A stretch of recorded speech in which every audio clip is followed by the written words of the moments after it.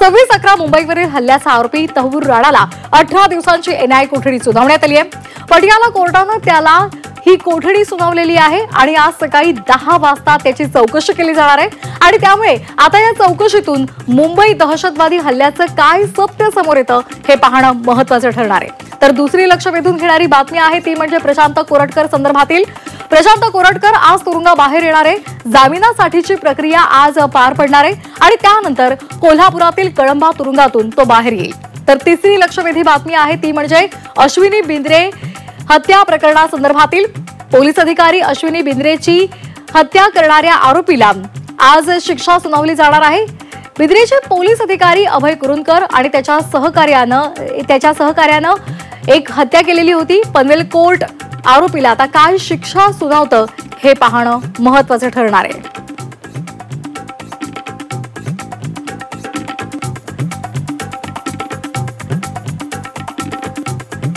आणि या संदर्भात अधिक माहिती देण्यासाठी आपल्यासोबत जोडले गेलेले आहेत उर्वशी खोना थेट दिल्लीमधून, तर प्रताप नाईक आपल्यासोबत कोल्हापूरमधून जोडले गेलेले आहेत। त्यांच्याकडून आपण वेळोवेळी अपडेट्स घेणार आहोत। सुरुवातीला आपण पाहणार आहोत एक महत्त्वाची बातमी ती म्हणजे तहव्वूर राणा संदर्भातील।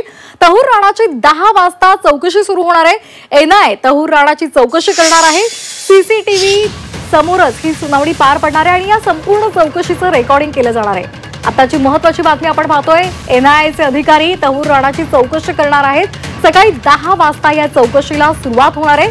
सीसीटीव्ही कॅमेऱ्यासमोर ही चौकशी होणार आहे आणि ह्या चौकशीचं त्यावेळेचं संपूर्ण चित्रीकरण केलं जाणार आहे अशी माहिती आता सूत्रांकडून मिळालेली आहे। आणि या संदर्भात अधिक माहिती आपण घेणार आहोत आमच्या प्रतिनिधी उर्वशी खोना यांच्याकडून।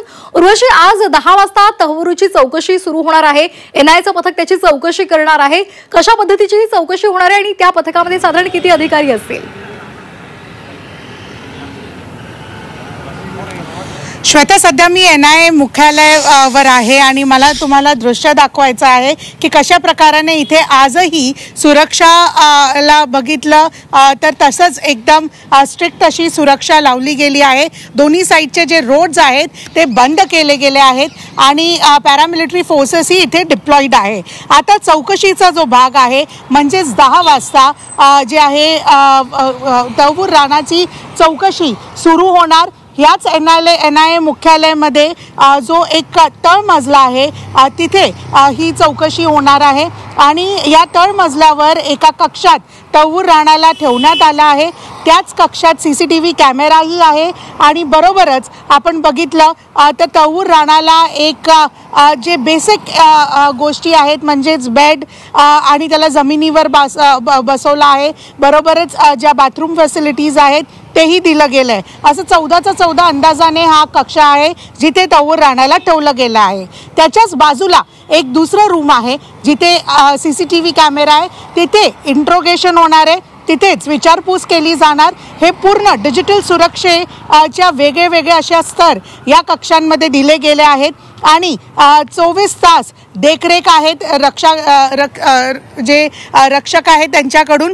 आणि इथे नुसतं 12 असे एनआयए अधिकारी आहेत ज्यांना एंट्री आहेत। नुसतं 12 एनआयए अधिकारी आहेत ज्यांना या कक्षामध्ये एंट्री आहे आणि त्याच्यानंतर जे पण कोण आहे इनफॅक्ट इथे एक कॉमन मॅनला पण वॉक करायला त्यांच्या आय कार्ड शिवाय जे आहे ते इथे अलाव करत नाही। इतकी अशी स्ट्रिक्ट जे आहे सुरक्षा आहे। बरोबरच आपण सांगितलं तर तहव्वूर राणाला इथे त्याची हालचाली देखील मॉनिटर केली जाणार आणि चौकशी आज सकाळ 10 वाजल्यापासून सुरू होणार आहे। आपल्याला जे सोर्सेसकडून कळून येत आहे ते म्हणजे अशा 8 एजन्सी आहेत जे राणांना चौकशी करण्यासाठी एनआयएला मागणी केली आहे।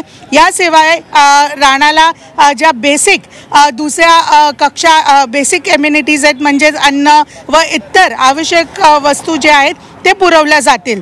बैठकीनंतर राणाची एनआयएचे अधिकारी काहीच वेळात इथे पोहोचतील एनआयएच्या मुख्यालयामध्ये आणि त्याच्या बैठकीनंतर जे आहे चौकशी सुरू होणार आणि ही पूर्ण चौकशी कॅमेरा समोर होणार। ही पूर्ण चौकशी जी आहे त्याचा व्हिडिओ रेकॉर्डिंग होणार असं समजून येत आहे। श्वेता, अगदी त्या राणाचं हे प्रत्यार्पण भारतासाठी एक अत्यंत महत्त्वाची गोष्ट आहे आणि आजपासून त्याची चौकशी सुरू होणार आहे। यातून काय समोर येतं हे पाहणं महत्त्वाचं ठरणार आहे।